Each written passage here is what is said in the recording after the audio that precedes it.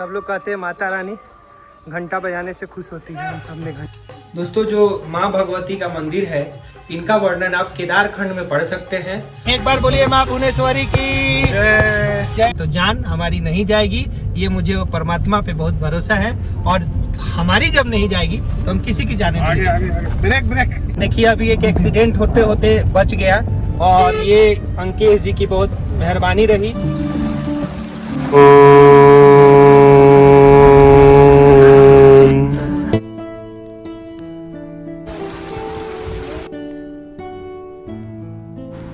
Hi guys, welcome back to my YouTube channel.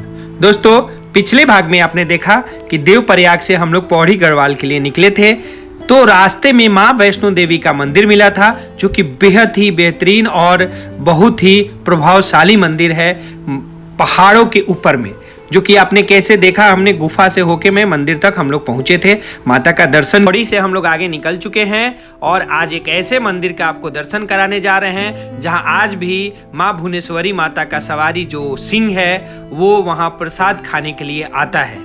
अभी क्या है कि अभी पंचों का फैसला होगा कि आगे आगे हमारे लिस्ट में देखिए भुवनेश्वरी देवी।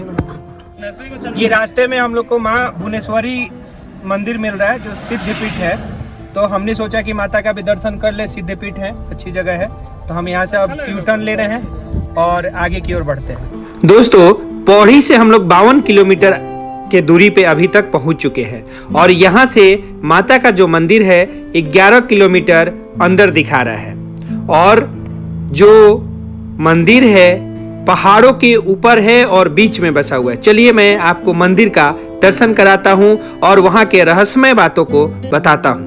दोस्तों मेरे तो बहुत सारे ब्लॉग्स हैं, आपने देखा होगा, लेकिन ऐसा ब्लॉग अभी तक नहीं देखा होगा। इस ब्लॉग को शुरू से अंत तक जरूर देखिएगा, बहुत ही आनंद आएगा आपको और बहुत ही रोचक चीजें आपको देखने को मिलेगी। ऐसा रास्ता, ऐसा जगह शायद टॉप पे जा रहे हैं। कितना जबरदस्त रास्ता है, गजब का रास्ता है, बाप रे बाप। और कितना खतरनाक रास्ते से होके जाना पड़ता है, सच में बहुत ही अमेजिंग। और ये सिर्फ आप दर्शकों के लिए, जो मेरे व्यूअर्स है, जो मेरे सब्सक्राइबर है, मैं उनको दिखाना चाहता हूँ। और भुवनेश्वरी देवी माता के मंदिर जाने के लिए क्या कष्ट उठाना पड़ता है, क्या दिक्कत होती है, क्या परेशानियां होती है, ये मैं आज आपको बताऊंगा। तो दोस्तों देख सकते हैं कितनी ऊंचाई पे मंदिर है, गजब। और वहां तक हम लोग को जाना है। अभी तक 7 किलोमीटर चल चुके हैं हम लोग, और 5 किलोमीटर जाना है। एक बार बोलिए माँ भुवनेश्वरी की जय माता दी। अब हम लोग माँ भुवनेश्वरी के लिए निकल चुके हैं, और बहुत ही खूबसूरत नज़ारे के साथ साथ बहुत ही खतरनाक नज़ारे हैं। दोस्तों आप देख सकते हैं कि जबरदस्त खतरों से गुजरते हुए हम लोग जा रहे हैं। बहुत बड़ी गलती हो गई रौनक जी को गाड़ी का स्टीयरिंग देके, क्योंकि हम ब्रेक नहीं लेते पहाड़ियों में जब गाड़ी पता नहीं कौन इनको सिखाया है कि गाड़ी गियर पे चलानी चाहिए। आप लोग सजेस्ट करिए कमेंट में, क्या ऐसे ढलानों पे इन्हें गियर पे गाड़ी चलानी चाहिए या ब्रेकों का इस्तेमाल करना चाहिए? ये आप लोग कमेंट करके जरूर बताइएगा रौनक जी को, क्योंकि इनका अक्सर ट्रिप होता है पहाड़ों में और ये इस तरह से चलाएंगे, तो मुझे अंदाजा लग रहा है कि ये कैसे गाड़ियों की हालत खराब करते हो। गाड़ी की खराब क्यों होगी? ब्रेक सु घिसेगा नहीं। और दोस्तों एक बात और आपको भी बता दूं, मैं आपको भी बताऊंगा, अगर मैं गलत बोल रहा हूं तो आप बताना। देखो पहाड़ी में क्या होता है कि हम जिस गियर में पहाड़ चढ़ते हैं वो सिस्टम ये है, और जो मुझे पता है, जो एक मेरे गुरुजी ने मेरे को बताया था कि उसी गियर में गाड़ी को नीचे उतारना चाहिए। मतलब कि जो ज्यादा चढ़ाई है, अगर उस पे हम एक गियर में चढ़ते हैं तो एक गियर में ही उस चढ़ाई पे हमको गाड़ी को उतारना है। उसमें आपको ब्रेक पे गाड़ी नहीं उतारा जाता है, गियर डाउन करके गाड़ी को उतारा जाता है। अगर ये मैं सही हूँ तो आप हमारे कमेंट बॉक्स में कमेंट करके, और अगर मैं सही हूँ तो ये बताइए, सिर्फ एक ब्रेक शू बचाने के लिए ये इंजन के कितने पार्ट्स को प्रेशर में डालते होंगे, गियर बॉक्स, क्लच प्लेट, कितने पार्ट्सों को ये अपने। और मेरा मानना है कि वही बात नहीं है, दिक्कत ये है, ये देखिए आपका जो है ब्रेक के साथ साथ ब्रेक जब बहुत ज्यादा गर्म हो जाएगा तो बहुत दिक्कत होगी। ठीक है दोस्तों, आप लोग कमेंट करके बताइएगा।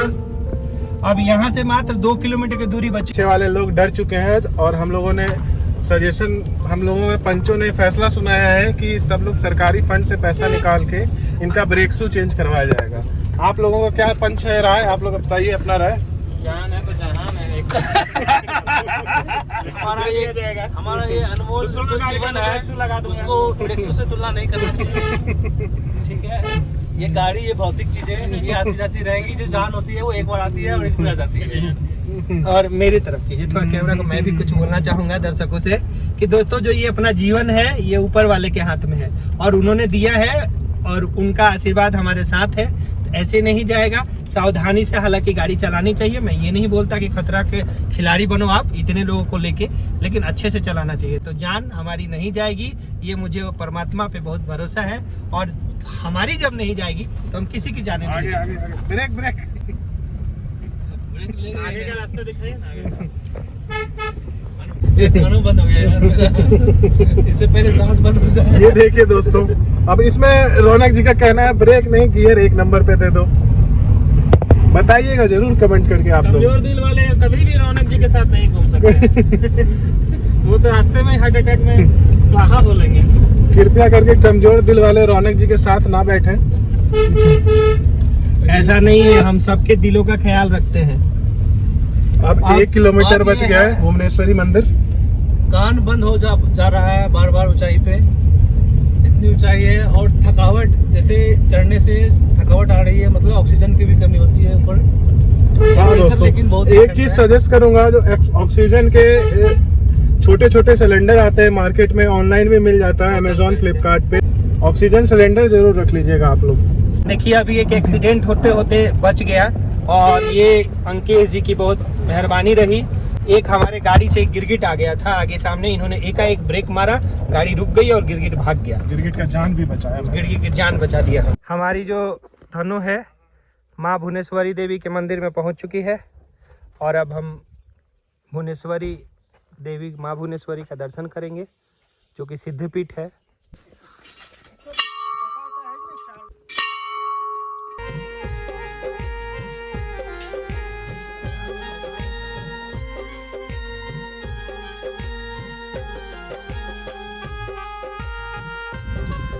माँ भुवनेश्वरी देवी के मंदिर जा रहे हैं हम लोग और उनका दर्शन करेंगे।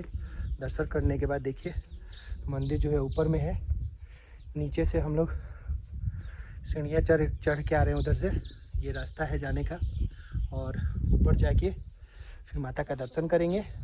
उसके बाद फिर हम लोग यहाँ से आगे का यात्रा करेंगे।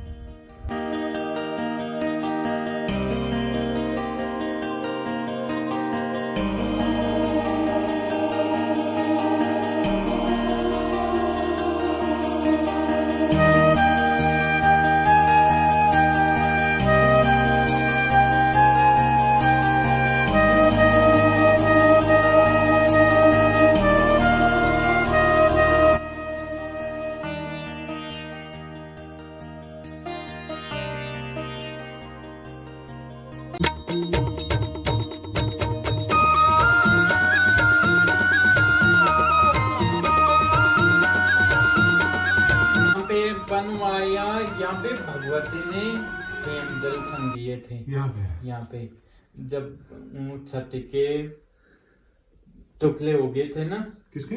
सती के, माता सती के, जहाँ जहाँ वो गिले अंश गिले तो वहाँ सिद्धपीठ हुई, भाई यहाँ अंश नहीं गिला। अच्छा, यहाँ उन्होंने स्वयं दर्शन दिए। उन्होंने कहा कि मैं यहाँ पे विराजमान हूँ। एक बार बोलिए माँ भुवनेश्वरी की। अंदर से मिट्टी का है क्या मंदिर? ये मिट्टी का, ये प्राचीन है असल में। वहाँ बहुत प्राचीन मंदिर है ये, बहुत प्राचीन है। दोस्तों जो माँ भगवती का मंदिर है इनका वर्णन आप केदार खंड में पढ़ सकते हैं। माता जब सती का सभी जगह अंश गिरा था तो माँ भगवती का यहाँ अंश नहीं गिरा था, लेकिन उन्होंने स्वयं प्रकट होकर यहाँ पे अपना दर्शन दिया था। तो बहुत ही प्राचीन मंदिर है और हम लोगों ने मंदिर का दर्शन किया, बहुत ही अच्छा लगा। दोस्तों देखिए यहाँ एक बहुत ही अच्छी चीज़ देखा मैंने, हम लोगों ने माता का जो मंदिर है अंदर में, वो आप देख सकते हैं कि मिट्टी का बना हुआ है ना बाबा जी। यहाँ पे कोई छेड़छाड़ नहीं, जैसे पहले था पुराना था, 100-200 वर्ष लगभग पुराना होगा, जैसे था वैसे ही है। यहाँ पे कोई हल नहीं आता, यहाँ अंदर केवल पूजा के लाओ। ये जो अखंड दीप है और आपको मैं बता दूं कि ये पूरे साल जलता रहता है, ये कभी अखंड दीप बुझता नहीं है। ये अखंड दीप अंदर का ये केवल 9 दिनों में जलता है, नवरात्रों। मंदिर के बारे में आप कुछ बताएंगे हम लोग को? हाँ बता देंगे। जी बताइए हमको। ये जैसे अभी हम लोग भुवनेश्वरी देवी माता का दर्शन करने आए हैं, तो ये मंदिर कितना पुराना है और क्या है? आप ये- अपना पहले नाम बता दीजिए, आपका हाँ, नाम क्या मैं है? उनसे प्रसाद सुंदरियाल। जी जी यहाँ पर जो सिद्धपीठ भुवनेश्वरी है, जी। यहाँ पर भगवती के चरणों में गुरुकुल संचालित है। अच्छा अच्छा। ब्रिगेडियर विद्याधर जुयाल संस्कृत विद्यालय भुवनेश्वरी सिद्धपीठ के नाम से, और मैं विगत 28-30 वर्षों से यहाँ पर गुरुकुल संचालित कर रहे हैं। जी जी ये जो स्थान है, ये माँ गंगा के पूर्व भाग में इस पर्वत का नाम है चंद्रकूट पर्वत, और इस चंद्रकूट पर भगवती भुवनेश्वरी भवन गांव में स्थित है। और ये स्कंद पुराण में करीबन 5100 वर्ष पूर्व महर्षि व्यास जी ने इसके बारे में लिखा हुआ है। यहाँ पर जब दक्ष के या सती का अपमान हुआ, शंकर का अपमान हुआ, तो सती ने अपना देह त्याग कर दिया था। फिर शंकर जी बावरे होकर के उसको ले जा रहे थे, तो जगह जगह उनका अंश गिरा। अंश गिरा। जी। सुदर्शन चक्र, विष्णु के सुदर्शन चक्र जी से वो, जी जी। यहाँ पर कोई अंश नहीं गिरा। यहाँ पर भगवान शंकर बहुत बावरे हो गए थे, हाँ, हाँ। बहुत पागल हो गए थे। हाँ और जब पागल हो गए तो भगवान शंकर वायु के देवता हैं, तो पूरा जो सृष्टि का वायु का क्रम था वो थोड़ा सा अवरुद्ध हुआ। सभी लोग फिर ब्रह्मा विष्णु के पास गए। फिर पता चला कि तो ऐसे ऐसे और शंकर भगवान जी बहुत बावरे हो रखे हैं, अस्वस्थ हो रखे हैं। तो सभी लोगों ने यहाँ पर यक्ष गंधर्व किन्नर ने मिल करके महामाया का स्तवन किया, भगवती भुवनेश्वरी का प्रार्थना की। उद्देश्य संकल्प था कि शंकर जी स्वस्थ हो जाएं। तो फिर भगवती की स्तुति हुई, भगवान शंकर स्वस्थ हुए। भगवान शंकर भगवती भुवनेश्वरी के साथ, भगवान शंकर भुवनेश्वर है और उनकी जो अर्धांगिनी है, वामांगिनी, वो भुवनेश्वरी है। दोनों यहाँ पर प्रकट हुए और उन्होंने जो उपस्थित देव, यक्ष, गंधर्व, किन्नर, ऋषि मुनि थे जो स्तुति कर रहे थे, जिनकी स्तुति के प्रभाव से ही शंकर स्वस्थ हुए, उनसे वरदान मांगने को कहा। तो यहाँ पर 2 वरदान, पहले तो देवी देवताओं ने बोला कि हमको कोई वरदान नहीं चाहिए, हमारा जो संकल्प था वो पूरा हो गया, शंकर जी स्वस्थ हो गए हैं। तो नहीं, आपने बहुत स्तुति की है, तो 2 वरदान। तो 2 वरदान में एक वरदान तो ये था कि हमेशा भुवनेश्वरी के साथ यहाँ पर विराजमान रहिए, और जो भी इसी यात्रा करेंगे उनको मनोवांछित फल की प्राप्ति होगी। दूसरा जो वरदान है वो बड़ा विलक्षण है। वो विलक्षण ऐसा है, महर्षि व्यास जी के शब्दों में स्कंद पुराण में, कि अन्य क्षेत्रों में, अन्य तीर्थ क्षेत्रों में 3 वर्ष पर्यंत जो यज्ञ, अनुष्ठान, जप, दान किया जाता है, उसका जो फल हो है वो यहाँ पर केवल 3 रात्रि पर्यंत तक रहने से मिल जाता है। लेकिन उसमें एक शर्त रखी हुई है कि निश्चल मन से, मन में कोई कपट, छल, छिद्र इस तरह का भाव न हो, निर्मल निश्चल मन से जो 3 रात्रि पर्यंत इस स्थान पर भगवती की उपासना करता है, वंदना करता है, प्रार्थना करता है, उसको अन्य तीर्थ स्थलों पे जिसको 3 वर्ष करने के बाद जो फल की प्राप्ति होती है, वो यहाँ 3 रात्रि पर्यंत करने से हो जाती है, मिल जाती है। तो उसके बहुत सारे प्रमाण यहाँ पर है। और फिर उसके बाद 1700 के लगभग यहाँ पर जो किंवदंती है, नीचे गांव था, वहाँ की गाय यहाँ चरने आती है, तो अपने आप वो दिन में उनके थन से जो माता का लुंग है उसमें वो दूध चला जाता है। शाम को गाय दूध ही नहीं देती है, तो जो ज्वाला है वो परेशान है, परिवार परेशान है, ये दूध क्यों नहीं दे रही, तो उसका पीछा करता है। तो दिन में आकर के देखता है तो वो गाय उसके ऊपर खड़ी है और उसके थन से अपने आप दूध जा रहा है, अभिषेक हो रहा है। तो समझ में नहीं आया, घर गया, मन में उधेड़ बुन में लगा रहा। फिर रात्रि को उसको स्वप्न आता है कि मैं वहाँ पर विराजमान हूँ, तुम मेरी एक छोटी सी मंडूरी बना दो, यानी मंदिर बना दो थोड़ा सा। फिर सुबह वो जागता है, अपने परिवार से उस बात को शेयर करता है, और फिर यहाँ पर तब मंदिर का निर्माण होता है। और फिर वो तो यजमान थे, ठाकुर थे, तो उन्होंने शाक्त पंडित की ढूंढ की। तो फिर यहाँ से करीबन सैकड़ों किलोमीटर आगे जीवाई गांव है, वहाँ से जुयाल, जोगाजीत जुयाल जी को, जो शाक्त पंडित थे, भगवती की शक्ति उपासना करते, उनको यहाँ पे लाए, उनको यहाँ बसाया, उनको गांव दिया, मकान दिया।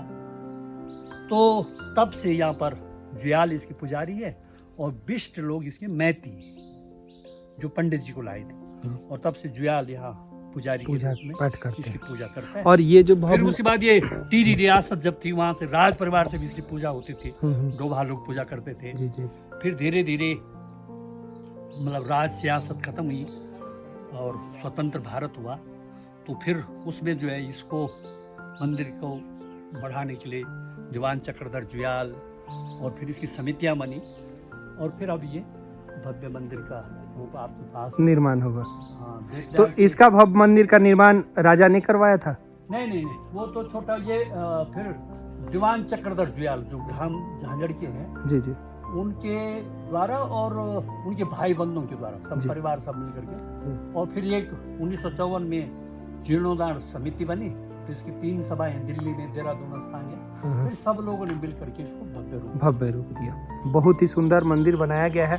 और एक मंदिर का सबसे अच्छा पार्ट जो हम लोग को लगा, माँ का जो गर्भगृह है, हाँ। वो जैसे पहले था आज भी वैसा ही है। बिल्कुल वैसे है। हाँ, ये चीज और तो फिर बाकी गर्भगृह में पुजारी के अलावा कोई कोई नहीं नहीं जाता, जाता। कोई भी आए, जी जी। पुजारी भी अगर उसने अन्न ग्रहण कर दिया है तो अंदर नहीं जाएगा, अच्छा। उसने सिला हुआ कपड़ा पहन के नहीं जाएगा। हाँ हाँ अंदर जाके भी जो माता का स्वयंभू लिंग है, हाँ। उसको हाथ के द्वारा त्वचा से स्पर्श नहीं करेगा। हाँ। कोई भी भगवती में कुछ चढ़ाना है, पिठाई, गंध, अक्षत, फूल, तो स्वर्ण या चांदी या अष्ट धातु के आचमनी के द्वारा ही चढ़ाया भगवती पे चढ़ाएगा।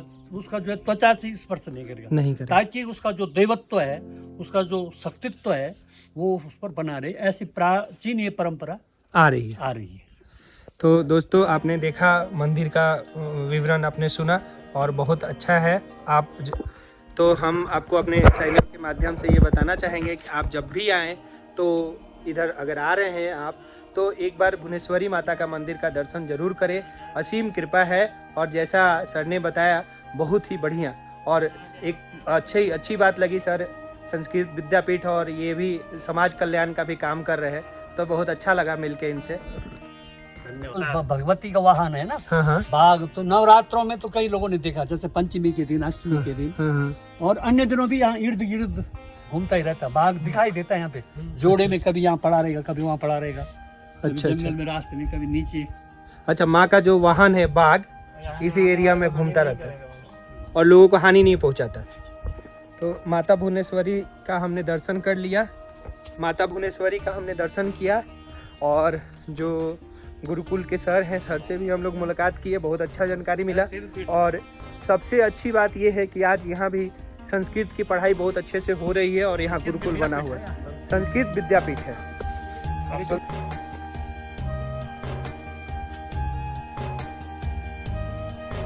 चल जाना ऐसे बोला। छतरी कहाँ पे है? फिर उस रोड में छतरी छतरी दाल कोट द्वार ऊपर से जाना है। नीचे से फिर ट्रैफिक है ना। नीचे से ट्रैफिक मिलेगा। हाँ, मेन मार्केट है। दोस्तों, तो एक बहुत ही प्राचीन मंदिर और है जो कि यहाँ से ज़्यादा दूरी पे नहीं है। मैं वहाँ कल लेके चलूँगा आपको। नेक्स्ट एपिसोड में हम दिखाएंगे उस मंदिर का रहस्य और उस मंदिर की महिमा क्या है। तो चलिए दोस्तों, मिलते हैं हम नेक्स्ट एपिसोड में। और वो कौन सा मंदिर है, ये तो मैं आपको बताऊँगा अपने अगले भाग में।